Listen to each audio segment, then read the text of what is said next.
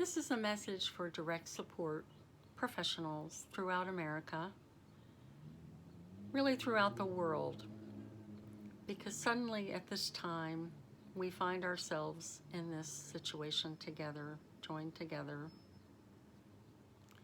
I'm looking out onto New York City, the epicenter of this COVID crisis, where almost 100,000 people are living with this now, and more than 3,000 have passed away. 1,000 just this weekend, over the weekend of April 5th. And so we face immense loss and uncertainty. And behind me, in the face of this uncertainty, is a piece of art that was made by direct support professionals here in New York City almost 19 years ago, in the aftermath of 9/11, when suddenly the curtain on this great city was pulled back and ordinary heroes, decent, kind, courageous people like yourselves, were seen with more clarity and appreciated in a deeper way. And so these direct support staff took this time to appreciate and see themselves and bring that light and bring the message of healing and protection to direct support professionals throughout New York State, really throughout the country. In a way, the Everyday Heroes quilt became a flag, right, of courage and determination, of fortitude and beauty, the beauty of the work, the importance of seeing it more clearly than ever. And so in this moment, we hear the sirens of emergency vehicles constantly outside the window, each one of them a sound of loss and panic, challenge, anxiety. Each one of them representing the sight of a loved one leaving for a hospital, not knowing whether they will be seen again. Doctors and nurses working 60, 100 hours a week towards the care and survival of all of these dear humans. And you too, those of you direct support professionals, working double shifts, triple shifts, having moved in with people, holding your own in whatever way you can in this incredibly challenging moment, making sacrifices and choices that are heart-wrenching. Choices to leave your children or your parents or your spouses, wondering whether or not showing up for people will put you too at risk. Knowing that suddenly your presence is valued and at times it seems unvalued and unseen. Knowing, for example, in New York City, 250,000 home health care workers are still showing up for people, 250,000, and more than half of them live in poverty. They'll take the MTA, they'll take the subway and risk even more. They need their jobs. More than a third of the people here in New York City have someone in their family who's lost their jobs.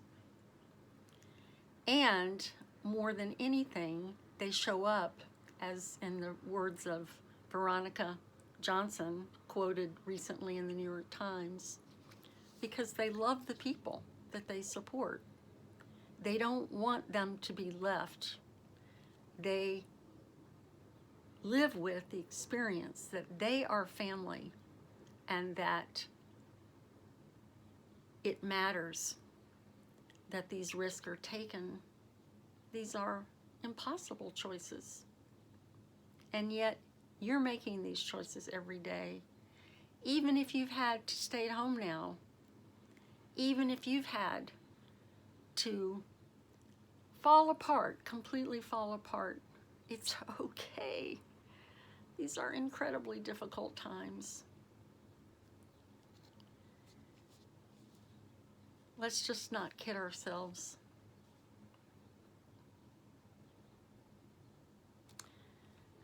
In my own circle, we've had big losses. 3,000 people around you die, you know some of those people. They're directors of day programs, directors of group homes, family members of those of you who provide this care every day. This incredible young woman, April Dunn, age 33, in Louisiana, recently died. A woman who lives with intellectual disabilities, who worked for the governor's office, who'd made a video with the governor about hiring people with disabilities into good, challenging jobs. April was taken this week. And you know, on the way to the hospital, in the last day of her life, she asked her mother to be sure to include her cell phone and her calendar so she could wish all the people a happy birthday that she knew that day was their birthday. And so what an amazing time this is, where we know more about relationships, we being this world of people with disabilities, of care and consideration and decency. This is what we're made of. This is what we know how to do, is care for each other. And so now that care matters more than ever. And there is an astonishing unfolding of remarkable ways people are doing this. Remarkable, beautiful ways that people are being present to each other. Unbelievably creative efforts. Spunk, sass, silliness, sweetness, beauty. People are being as creative as potentially ever. And yeah, a lot of people are falling apart too. So, you know, if you're just holding on by a thread, that's okay. You're still holding on, right? Because people are in vastly different situations under very different conditions. So don't judge yourself, and don't hold yourself to a standard that's either an internal standard or one that's imposed by management that you feel like, I can't do that now. I'm just holding on.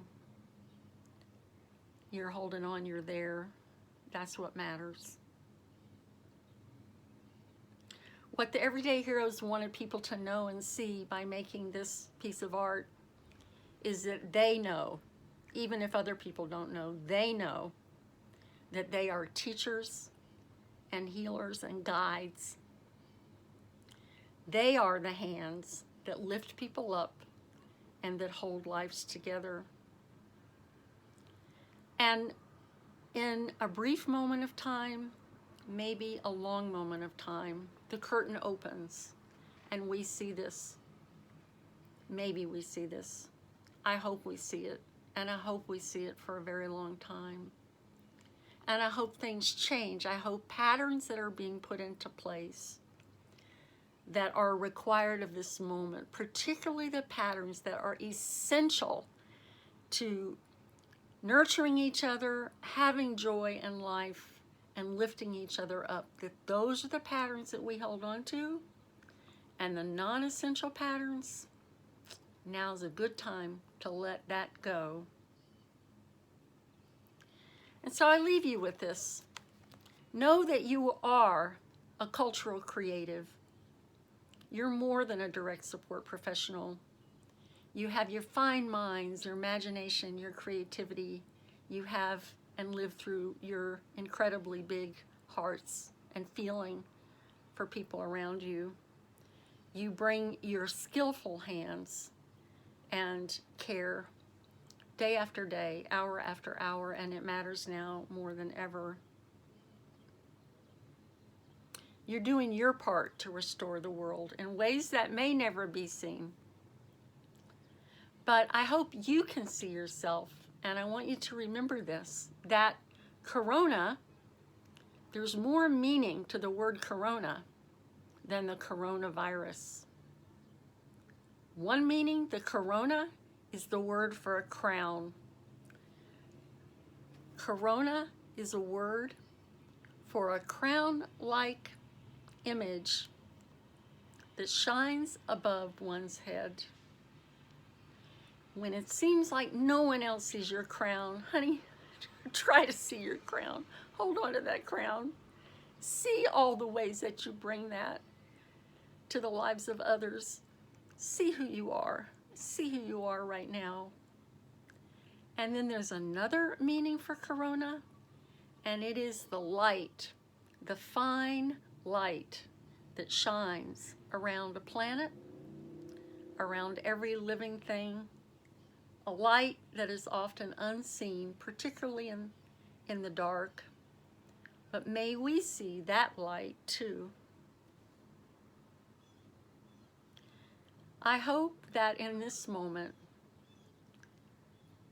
we will know more clearly than ever how much honor, decency, compassion, and care is what the work is always been about. And now it's about that more than ever. Know that you are the one with the crown. You are the one with the light. And may we get through this. May we get through this. May we get through this.